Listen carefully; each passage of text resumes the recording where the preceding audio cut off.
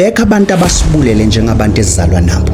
But And yabona that titlement yokuthi sizalwa sonke bese uyitshela ukuthi no nizophila nonke. Kanti mabunda kunabantu abakhohlwayo ukuthi nizalwa nonke. Umuntu akwenza into embi. Emang abekho abantu abathakatha njengabantu abapretendayo. Umuntu okhona ukukushayela izandla kodwa exciting athi soke sibone lento ayenzile iyo last how long. Bonke abantu abafakelwe usheve ekudleni. Lo muntu wamfakela usheve ekudleni usuke azi ukuthi uthanda kuphi ukudla. Emvangeli angeke mvangeli uhambe uyothatha ilion ukuthi uzoyifuya la ngoba the very same lion it doesn't matter ukuthi uyifida kangakana iyophinda udle yiyo lento uyifidayo. Sibo bonke abantu abakusiza ngoba bakusiza. Abanye bakusiza ngoba bafuna ukukuthenga ekukhohlakaleni kwabo. Ngishilo njalo ngoba sometimes the enemy does not come as an enemy but sometimes an enemy comes as a friend. Kwesinye isikhathi umkhwenyana uyakuthenga ukudla yingoba afuna ukuvala amahlazo noma afuna ukunisponsor nivala amehlo kanti emfihlakaleni uyayishaya ingane yenu. Do you know kunabantu besifazana abakhona ukuguqela baguqe ngamadolo aseve indoda simply because of ubaba endoda noma mendoda or everyone kunabantu abavakashile ayenze kwangathi umseva kahle uzwe indoda ifile kwangathi bafethi ngasala senihlala ningasahamba ngoba ungami makanibona uba yenye ungcono umuntu osikhombayo ukuthi unenhliziyo embi because siyabona ubunhliziyo embi bakhe and siyokwazi kumthandazela futhi simamukele sibone ubungozi bakhe but akekho umuntu oyingozi opretenda kwangathi unenhliziyo enhle kanti unenhliziyo embi. Greetings South Africa, this is Amadoda Anyagazisa Umuzi. Ladies and gentlemen, welcome to episode number 10 of Real Talk with Amadoda Anyagazisa Umuzi. Ipilantolo Hi Buffett, we have pushed. We have pushed on 10 episode. Kabang. We've been consistent and I think I'm proud of us, you know. Like, come on, man. This is worth celebrating, bro. I think shampoo. How? Because I think shampoo. Shampoo. But ladies and gentlemen, to those that are liking, subscribing, commenting, we appreciate you so much. You do not know ukuthi ama views eswatholayo ke as encourage kangakanani kuze siqhubeke njalo senze lo msebenzi esiwenza. As always, Buffett Uncle Ngedwa, I'm with my brother umvangelo omkhulu Usibuda the Buddhas. Sibuda Mabunda Bwethu. Yes Buddha. You right Bwethu. Mina I'm okay. No siyabonga. Sibingelele yonke South Africa. Real Talk with Amadoda Anyagazisa Umuzi. Thank you so much for those who are subscribing and for those who are commenting. We see your comment bafowethu. Sebangishilo sebashiyo bathi ngumvangelo omkhulu. Sesikhona indlondo yama relationship.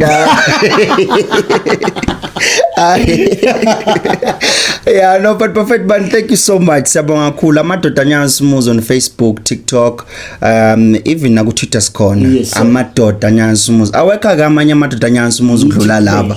Ithi kuphela. Mabunda mfethu right one. Mina right putting right man. Hey but what a week. What a week. This past week we've been busy kakhulu. We traveled to Newcastle. Kwenzekayo Newcastle. Later on Tuesday we managed to go and attend a funeral kamkhulu. We had a great time. We had a great time. Angazi wena ngathini ngale viki esikekile bhuti. No, most definitely we had a great time, but we enjoyed ourselves in the presence of God. We went to Newcastle. Ize kunomunye nje omangala ukuthi ubani omkhulu.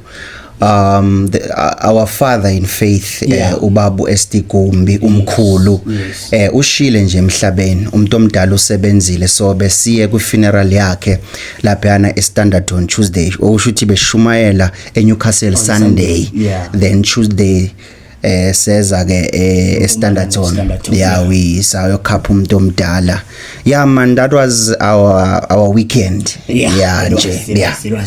You know, but speaking of that, let me give a shout out to Umama Siphathe Kahle KZN. I think maybe naye angajabula kakhulu. Hey, what a mother. Mam Dlamini. Mam Dlamini, Ubab Dlamini. Thank you so much, man, for your hospitality lapha in Newcastle. We had a great time.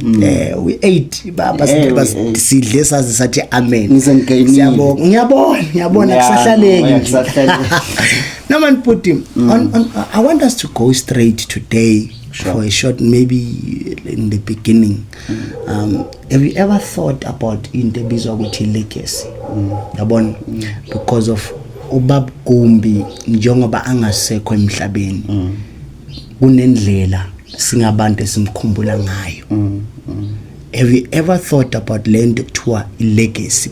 Yabona, beyond inheritance, but legacy. Ukuthi yini legacy according to you, according to your understanding? Has it ever crossed your mind to say njengosibusiso Mangu one day mangasekho emhlabeni, what is it that would be my legacy? For example, mina I from time to time, I think about it to say, what kind of a man do I want to be remembered as? What type of impact am I making to the community? How do I want my family to remember me? How do I want each and every person that I come across to remember me as? Because whether siyathanda, legacy, it's not anything that you leave after you are gone. Do you know what you are leaving a legacy even when you are still alive? Ukusho ukuthi uma ngidibane nawe njengosibusiso Mangu, kwaba nendlela ongiphatha ngayo. Ayisuki le ndlela ongiphatha ngayo. Meaning say that is the legacy that you are leaving to me. That is my experience of you as a person. Wake wadibana nomuntu Mangu, uthi mawusuka ufise kwangathi ungasozo uphinde udibana naloyo muntu. Uwisho ngathi yazi angifisi. Next time noma kuthiwa uza ngapha ushintsha indlela. Mina there is one gospel artist. Angifuni noma kungathiwa we have an opportunity to be in the same. Angifuni. Angimzondi Mangu. Mara lo ya mama angifuni ukuzibona ngisemotweni yakhe osemotweni one. You get what I'm saying? Mention. No, mention magama mina. Ngiyazi uJuly manje abomkhwanazi bakhipha aba file. No. Mina angimention lo ya mama. But I wouldn't. She's a gospel artist, a very powerful gospel artist. Once traveled with her to minister somewhere. I won't mention the place. But I don't wish to be in the same car na lo ya mama. Because of why? Angimzondi. But the experience engibe naye was not pleasant. You get what I'm saying? Sure. Meaning say legacy yakhe, according to me, there is no way ngizomkhumbula as a powerful worshipper and live out that experience. But you know what? She's powerful on the pulpit. But akanabuntu. That is my experience with her. Angazi, but do you think about legacy? Hey, but what a deep conversation, man, we're gonna have. I pray nje ukuthi uNkulunkulu asincede. Sure. How to dish this thing so that people will understand. You know, once wakuthinta indaba legacy. Sure. Mina I believe ukuthi legacy Mabunda uthi umuntu mayezalwa. Sure. As soon as umcondo uchacheka amehla bona. Sure. Everything lo muntu ayenzayo ubhala incwadi. Sibu. Mangabe uyazalwa kuyabhalwa. Sure. Izinto wazenza kubantu kuyabhalwa. Sure. So according to me legacy but it's more like I'm writing into engazucinywa. Sure. Noma sengasekho. Ngiyakuzwa. You understand? Sure. So unfortunately into ebhlungu kuya ngawo ukuthi uphila kanjani. Ngoba whatsoever ozokuphila yinto ezobhalwa ephepheni. So for mina but legacy ukusho ukuthi uphila into that no one will fit your shoes. Sure. Because if someone fit your shoes, for me this is not a legacy. Sure. But that's why I mean as usibusiso Mangu as usibu before abantu bayisho leyo nto is regarded as the greatest of all time. Sure. Because I believe ukuthi kuyoba nabantu abathi kunendoda ekuthiwa usibusiso Mangu. Eyayikhuluma for 5 seconds or 10 seconds. Ikushiya miserable. You understand? So legacy for me but ukushiya something noma ukwenza something that no one has ever done it. You know, but mawukhuluma ngelegacy, I'm also reminded of how much waste time as abantu, and how much we don't give our all into something that we do in life. because of singabantu sinale mentality yokuthi they still tomorrow, they still later on, and we do not make the moment that we are in to count by giving it all our best. Because of, for example, every time when we do our videos, for us to be able to give our videos, sometimes you need to think to say, what if this video, it's a video that is standing between umuntu that is about to commit suicide, who has already taken a decision, but by us giving our all to the message, from the style of delivery to the manner, to the quality of the message, uthola ukuthi lo muntu uya scrolla kwa TikTok or kwa Facebook or whatsoever platform ahlangane nale message ye 5 seconds or ye 1 minute, kube yinto ezomenza ukuthi angasayibulali, simply because of we gave it our all in that thing. Because of that is the legacy that we are living in human lives. That is the message that we are transporting to abantu, to say, if it happens this is my last video, or this is my last podcast recording, of which God forbid it's not gonna be, but if they were to say this is my last podcast, I would go and rest knowing that even in the last episode I gave it my best, I gave it my all. Even if whenever we get to the pulpit to minister, or we get to we do it as though it's the last time. Because of perfect, tomorrow is not promised to anyone. Kubhlunga nganani mango uthi uzolimaza abantu bese uthi no ikhona kusasa ngizoyenyoxolisa. Yazi buti, it goes a long way indaba yokuthi umuntu akulimaze. Sure. Because uma umuntu akulimaza, sure, ukunikeza ubuyena uconclude ukuthi ungubani. Yo. It's funny enough because kunabantu abazokulimaza, sure, then ikusasa bafuna ubabheke ngamehlo uthi awumlimazanga. Yo. You understand? Sure. Because but uma ngabe umuntu umlimazile, sure, vele uzokubheka ngalendlela umenze like the way umenze ngakhona. Sure. You understand? Sure. So unfortunately buti ke, it is very important ukuthi mawuphile emhlabeni uphila according to the plan of God. Sure. Because mina I believe ukuthi iplan kaNkulunkulu ngomuntu sure, ukuthi multiply emhlabeni. Sure. Whether it's business, sure, whether it's ministry, sure, whether it's a calling in terms of career wise, sure, in any platform, sure, umuntu uNkulunkulu ambizele yona, that person must excel. Sure. You understand? Because at the end of the day, whatsoever that you do, people will see God in you. Sure. But yabona bafethu le ndoda iphilile. Sure. Simbonile uNkulunkulu wayo. Sure. Mina that is why mabunda ungizwe kahle mfethu. Sure. uNkulunkulu asimboni kuwena uma wenza okuhle kuphela. Ay. But uNkulunkulu mabunda kuwena simbona masikunyathela uveza abani. Yo. Because kunabantu mfethu mabunda masibanyathela uNkulunkulu bathatha bambeke esayidini but baveze bona. You understand? Sure. That is why in one of masiloko si attenda ama memorial service even nangomncwabo kaBaba Gumbi, sure, I've discovered something. As much as that man was preaching so powerful, sure, but I discovered that man bekanenhliziyo enhle. Yo. Ukuthi noma kuthiwa abantu bemosha aveza uNkulunkulu, aveza inhliziyo kaNkulunkulu ebantwini. Sure. You understand? Yeah. So that is why putting it at some point ilegacy uyiletha based on uveza bani when it comes to izinto mazikushaya. You know lento ukuthi uveza bani ibalekile mango. Do you know ukuthi kunabantu, let me make it practical. Sure. Do you know ukuthi kuneminyango eyovulekela abantwana baka Gumbi and also nezizukulwane zakhe. Iminyango eyovuleka ngenxa kaBaba Gumbi. Sure. Okusho ukuthi njengoba ngumuntu ngiphile emhlabeni mango, izenzo lezi engizenze ebantwini ngeke ziaffect mina kuphela, but ziyo affecta nalabantu abezemva kwami. Ngamanye amagama kunomuntu wethu lo umntwana kaMabunda and angikhohlwa the way uMabunda angiphatha ngakhona because of ubabakho avula iminyango la ivula khona.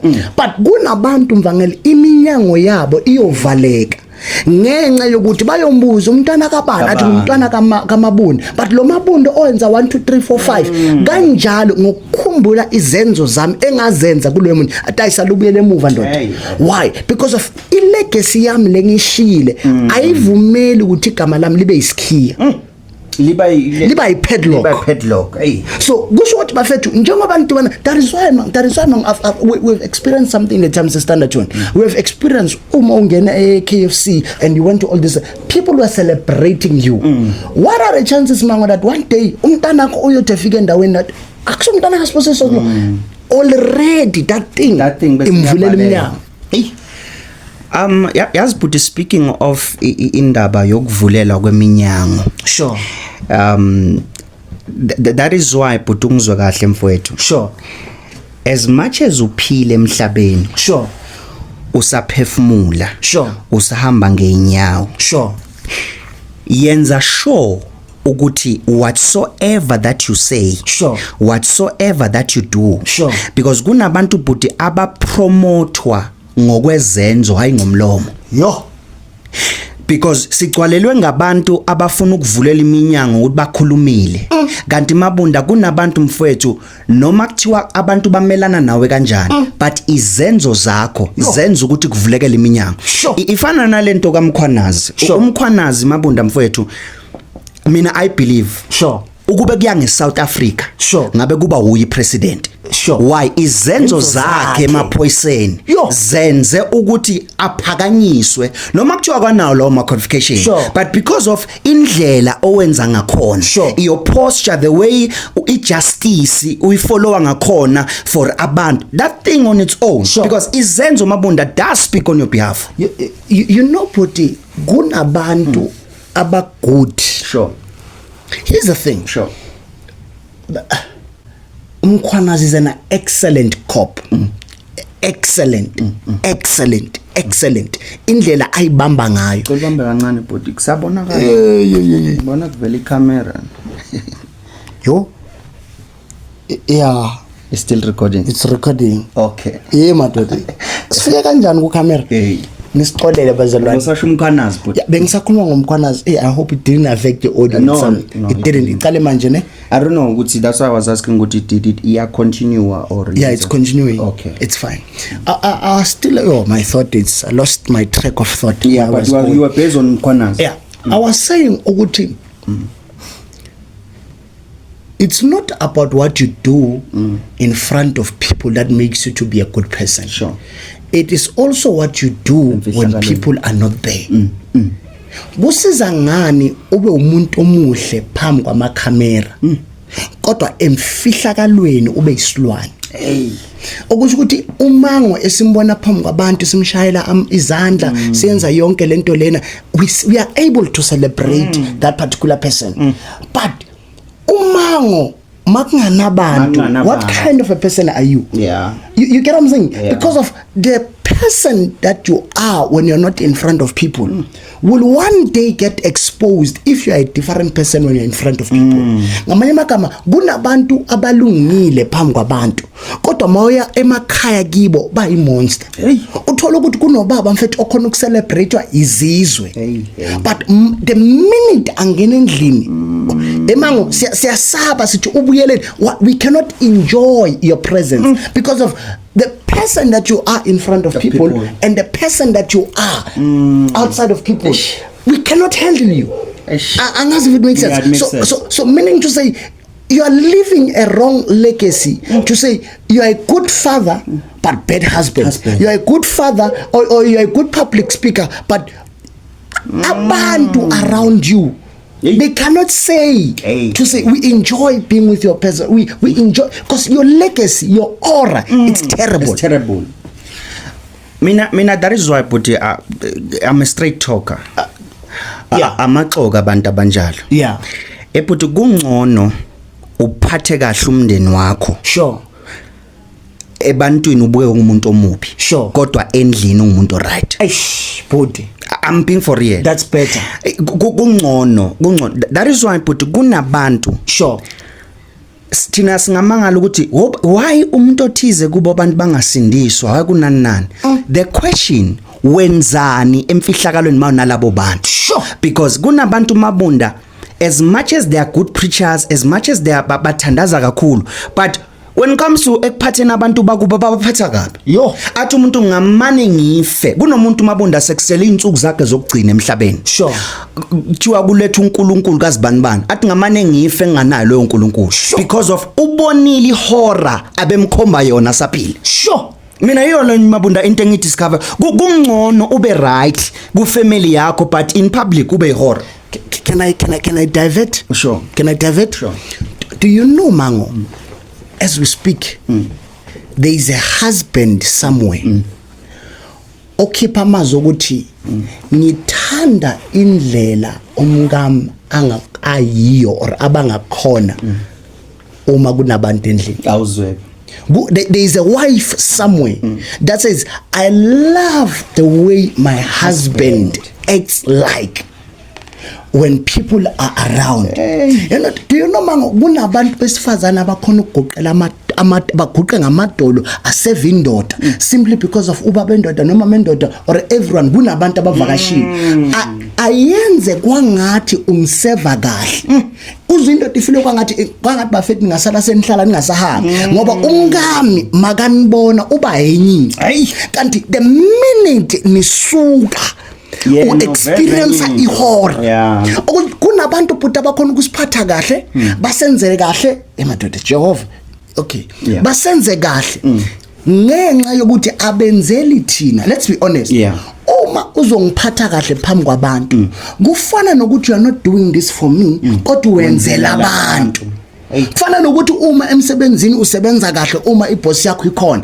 awuzenzeli wena kahle and awuyenzela yena so meaning sebafethu it matters how you treat people when people are around. Do you know man kunabantwana mfethu abaphathwa kahle emakibo as long as abazali bakhona bashuka abazali bathintwa kangathi it's something else more special. I'm going to say this thing, if it happens siswami obutwam unomntwana ekhaya sometimes you'll find out ukuthi mawufika ekhaya bamtreata kwangathi he's the best thing uboy bamphatha kahle usisters bamphatha kahle uzufile kwangathi umntwana wakho comfortable ekhaya the minute ushuka uhamba baphathisa umntwana wakho kwangathi yini and uzibuze ukuthi kahle mawukhona ubona mathi ulambile bayashesha baya act mathi ufunani bayashesha baya act but mawungekho wena njengomzali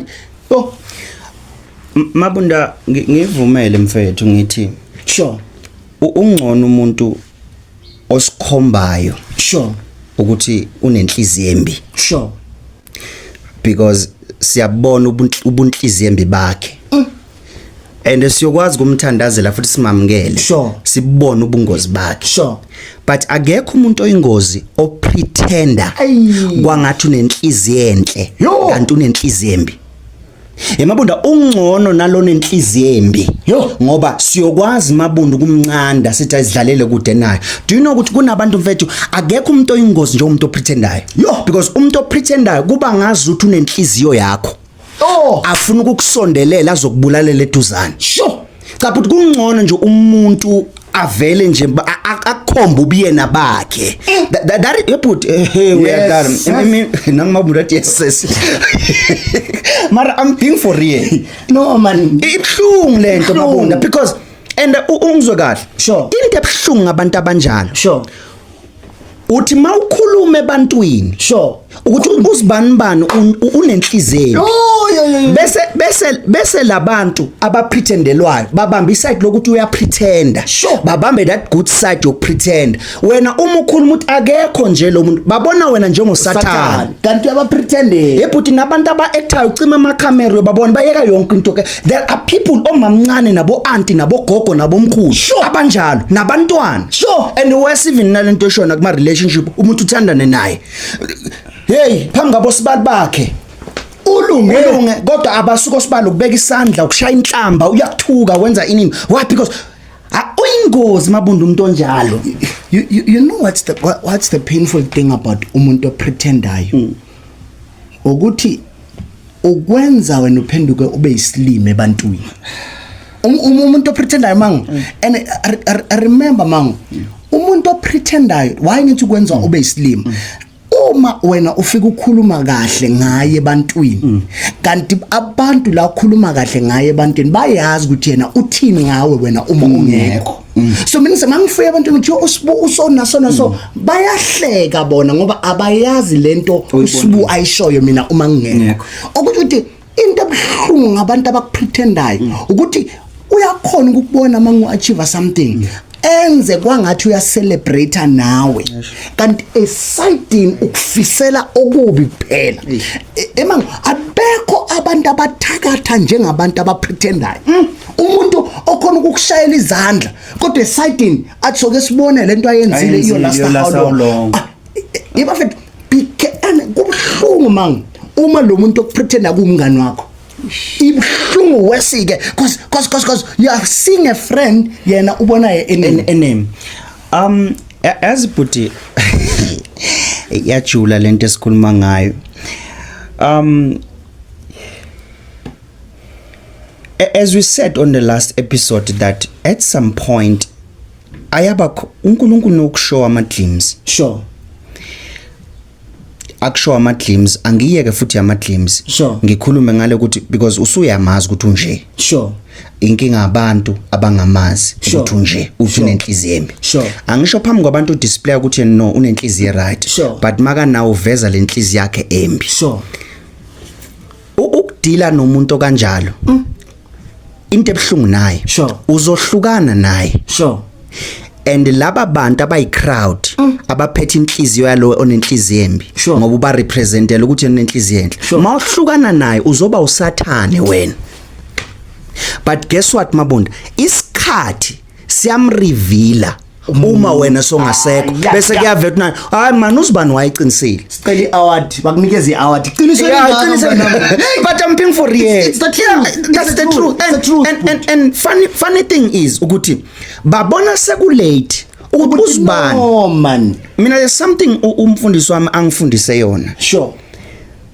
athi umfundisi wami uma ngabe mina mabunda ngijwayela ukulwa nawe ngilwe nawe mhlawumbe okay ungumngani nami nompostoli so 3 wena ujwayele ukulwa nami the day mina ngihamba iyashintsha ifocus angeke usalwa nami solwa nompostoli because unento kuwena ngaphathi ngathi ungalwa kwahamba lo muntu lo ongasalwi naye you are looking for something to fight for you understand so iyafana naleyo ukuthi the moment uzisusa umuntu onenhliziyo embi opretenda wathi unenhliziyo enhle laba bebamphikela uyocala akhombe bona leyo nhliziyo ngamanye amagama mangu sesiza laba kuma relationship ngamanye amagama uzithole ube nebhadi uthandana nomuntu okuhlukumezayo financially spiritually emotionally guess what makafika kumndeni wakho ubathengela izinto babone your partner as the greatest thing that has ever happened to you bambone kwangathi ungcono ukudlula labantu wakhe wathandana nabo kanti emfihlakalweni yak-abuse lo muntu yak-drain guess what man the day uthatha i-decision wena as a person uthi ngiyamshiya lo muntu ngenxa yezenzo zakhe kini baphenduke balwe nawe kanti abayazi lezi zinto bowuzibekezelela kulo muntu ozenza kwangathulungile makabona abantu ukuthi kunabantu namhlanje abangasakhulumisana nemndeni yabo bangasakhulumisana namafamilies wabo mawubuza ukuthi why kini ningasakhulumisana umuntu athi no mina ekhaya bangirejecte ngenxa ukuthi ngahlukana nomuntu lo bekangihlukumeza yo but and iwesi ke makuwabazali mfethu abasebenzisa abantwana babo as indlela yokwenza imali bavumela umntwana athandane nomuntu onemali kodwa angamphathi kahle loyo mntwana okubuhlungu naye umntwana kose abekezelele iabuse ngenxa yokuthi kunesinkwa esiphumayo la ekhaya and amanye amadoda futhi awasaba abuse umntwana maqeda nyakondla wena nomndeni wakho nyawondla yazi buti lento oyikhulumayo mamezala noma kuthiwa ubaba unomntwana oshadile Sure. ukuthi umkhwenyana uyanondla uyakuletha ukudla ekhaya Sure. akusho ukuthi uyamthanda umntaneni kwesinye isikhathi umkhwenyana uyakuthenga ukudla ingoba afuna ukuvala amahlazo noma afuna ukunisponsor nivala amehlo kanti emfihlakaleni uyayishaya ingane Yo.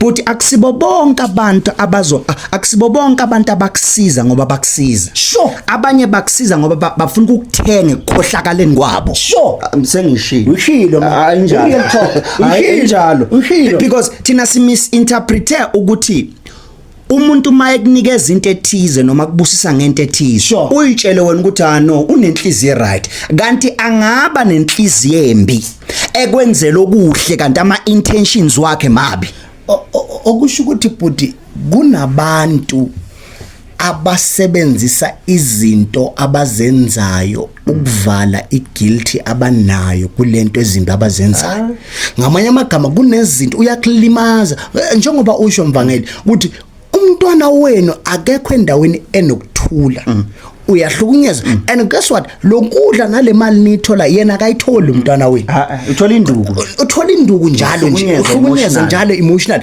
mara nina ngenxa yokubona lezenzo zalomuntu yabafethu sometimes we need to evaluate i-character yomuntu outside the materialistic things that they bring outside of the money that they bring ngoba mango we allow the materialistic things abantu abayiletha empilweni zethu to blind us not to see who they are in reality. But man, this is a bomb lento ngizoyirelease la. Drop mngana. Bonke abantu abafakelwe usheve ekudleni. Lo muntu wamfakela usheve ekudleni usuke azi ukuthi uthanda kuphi ukudla. Yo. But bonke abantu abafakela usheve ekudleni. Lo ofaka usheve uyazi ukuthi lo uthanda kuphi ukudla. Yo. At some point ngifuna ukuyidiverse but at some point mamezala noma ubaba noma ngabe umntanakho ushadile isitha siyakhona ukubona ukuthi uyayithanda imali asebenzisa imali ukuze azohlukumeza umntanakho utshela ukuthi wena usamphethe kahle uyayibulala because abaningi mabunda abazibulele namhlanje babulawe ngabantu abasebenzisa ukudla bebakuthanda we man bengicela ukusho nami lokho mngana ukuthi ipoison ayilethwa njengoba injalo kufaka sometimes uyakhona ukufaka ipoison phakathi kwecake abantu badeceive ubuhle becake kanti lento izobabulala be careful of abantu abenza kahle wena udeceive ilobuhle bangaphandle ukubona kanti kunento ngaphakathi ezokubulala ngoba sometimes the enemy does not come as an enemy but sometimes an enemy comes as a friend ay man real talk no angazi mabunda how far we go real talk sisivele sivala real talk siyayivala ngasikudala 5 more minutes. You know, Poti, I won't lie to you. Sure. Ngibe honest now. Sure. Zisave. Sure. Man, that's why I put it in most of our messages wami ngiwakhuluma kwa TikTok as much as abanye bangibona ngathi selfish. Sure. Kungcono ukuthi uphume entweni ingakakubulali. Sure. Because ukuhlukumeza kwayo leyo nto. Sure. Ikuhlukumezela ukuthi ugcine ufa.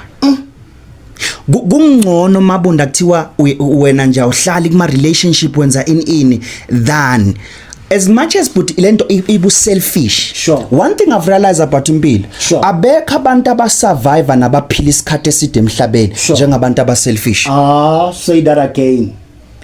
Abantu abaselfish baphumelele empilweni okusho ukuthi ke ayikho into enamandla njengokuzikhetha wena awuzweke zikhethe wena sometimes we need ukuthi uzikhethe even from family once wabona ifamily yakho kwangathi toxic zikhethe wena uyikhiphe hayi ngoba ubazona ngenxa ukuthi uyabona ukuthi kungcono uphume usaphila noma ngokunabantu ababulawa imindeni yabo umuntu abulawe ifamily yakhe njengoba sikhuluma mfangeli kunemingcwaba there are graves mfangeli eyabantu ababulawa ama partner abo kanti ngabe waphuma usaphila wayikhetha wena ngabe basaphila namhlanje but because of isyndrome yokuthi abantu bazothini isyndrome yokuthi siyazana ngegazi isyndrome yokuthi ngiyamazi lo muntu ungenzele 1 2 3 4 yebafethu ungabothatha ipast uyifake ku present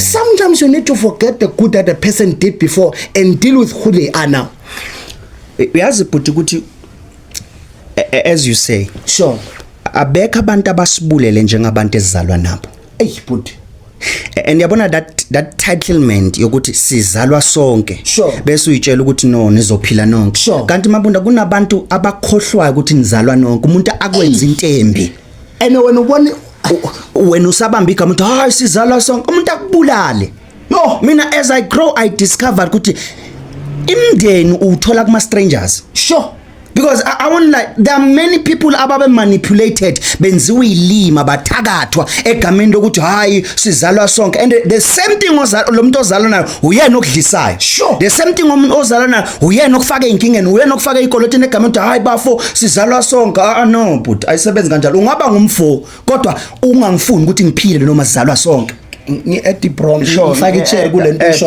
ngifaka ichair ngwana umama wengane hey ubaba wengane ngeke aza ngenzele lokho hayi no umama wengane asoza iyenze le hayi mina naye share ingane hayi ubaba wengane ngeke aza iyenze leyo nto today basemathuneni 6 feet under hayi umzali wami ebafethu we need to understand that lo mhlaba esiphila kiyo akusafani before ama values abantu awasafani kunezinto mvangeli zayibalekile kudala kodwa kule insuku eziphilakile ayisabalekanga fana nobuntu ubuntu mvangeli humility was something that was regarded as important back in the days not today namhlanje ubulawa umuntu othi uyamsiza do you know mvangeli kunomuntu mfethu onenhliziyo right owayihayikela istranger athi ufuna ukumsiza the very stranger start imoto yakhe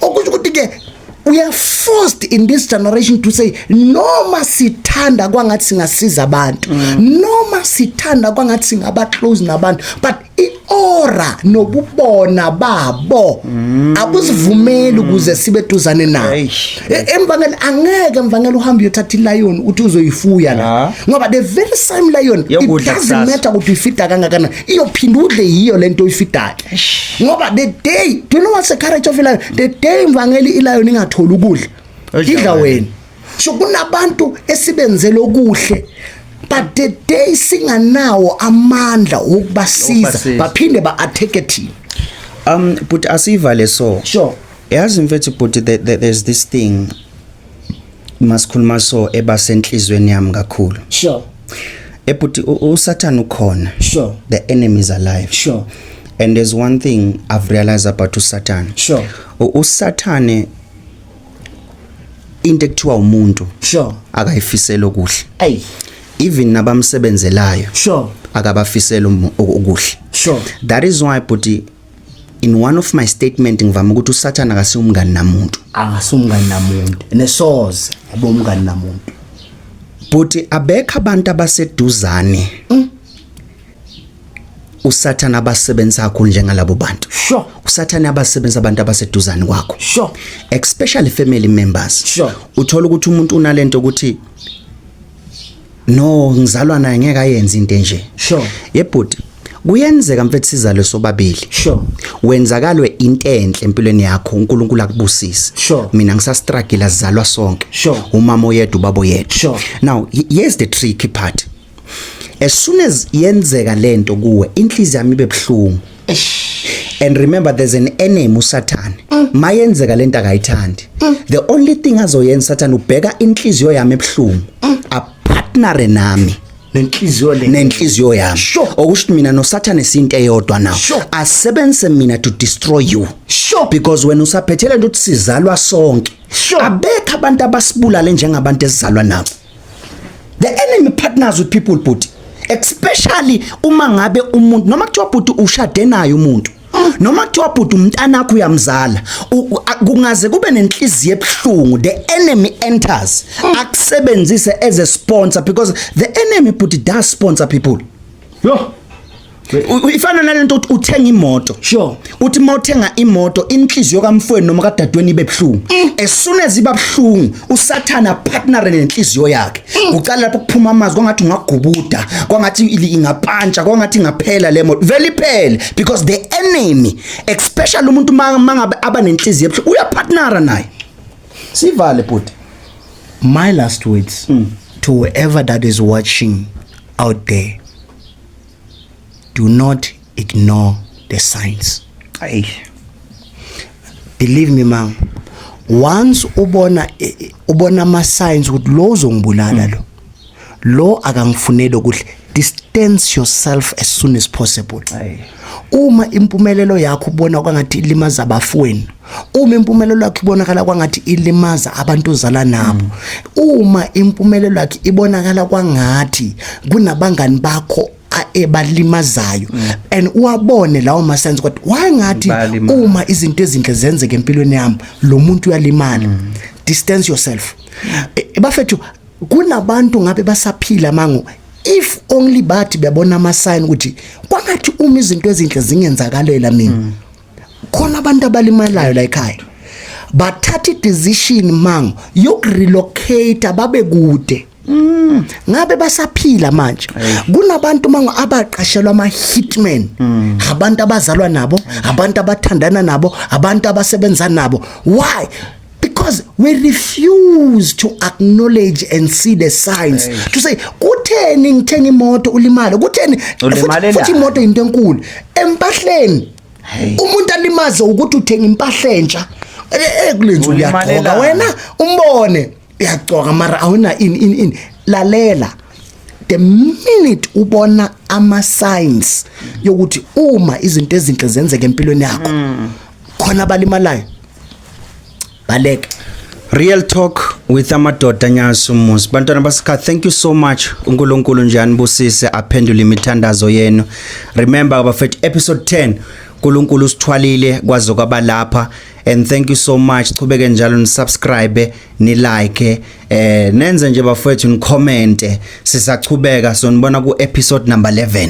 Remember for those that abafuna ukusbook abafuna ukusponsorisa i-podcast or any form of help, this is the number that we are currently using 064 6200 751. Mawufona nje uye straight to the point with Real Talk with amadoda Nyakazisumuzi. Bafethu umsebenzi eniyenzayo nithintekile. I wish to sponsor, I wish to donate, or I wish to do anything good.